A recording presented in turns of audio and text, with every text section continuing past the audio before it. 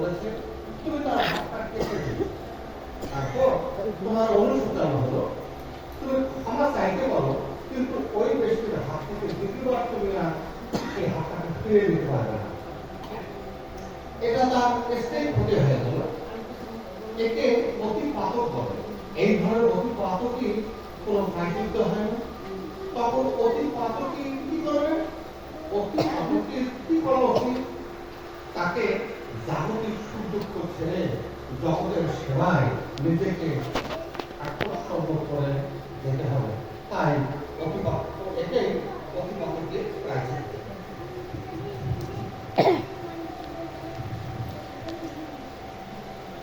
মহাপাতক তাকে বলে যার প্রায়শ্চিত্ত সম্ভব নয়। কোন কাজের দ্বারা যদি স্থায়ী ক্ষতি হয় আর ওই ধরনের পাপ দেখে অন্যরাও পাপী হয়ে যেতে পারে, তখন তাকে বলা হয় মহাপাতক।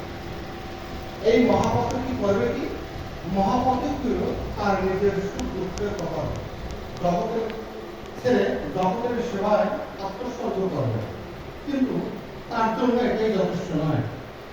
জগতের জন্য তাকে এমন কিছু কাজ করে যেতে হবে যার প্রভাব স্থায়ী হবে, যার শুভ প্রভাব চিরকাল থাকবে। যেমন মনে করো, যে কোনো রোগের ঔষধ আবিষ্কার করলো, সে তার সুফল সেই মানুষ যুগে যুগে ধরে পেতে থাকবে, তখন এটা হলো তার প্রায়শ্চিত্ত।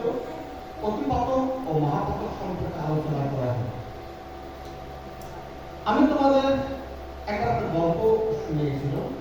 রাবণ ও রামের মধ্যে লড়াই চলেছিল।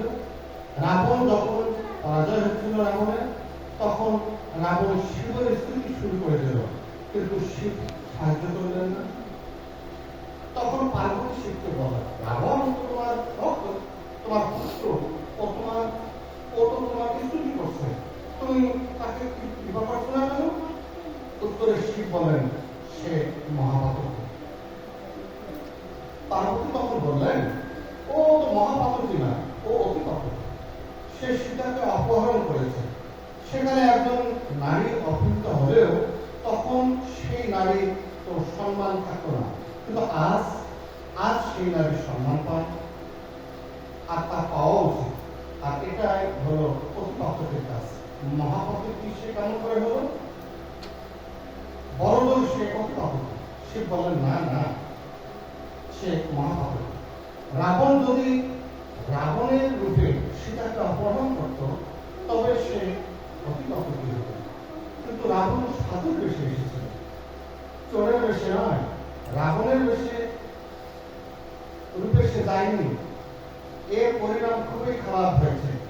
ভবিষ্যতে কোনো নারী সাধুর পর সহজে আর বিশ্বাস করে না। এই সাধুর বেশে রাবণ হতে পারে। এজন্যই রাবণ কুকর্মের প্রভাব চিরকাল থাকবে। তাই রাবণ যে কাজ করেছে, যে কুকর্ম করেছে, তা মহাপাতক, অতিপাতক।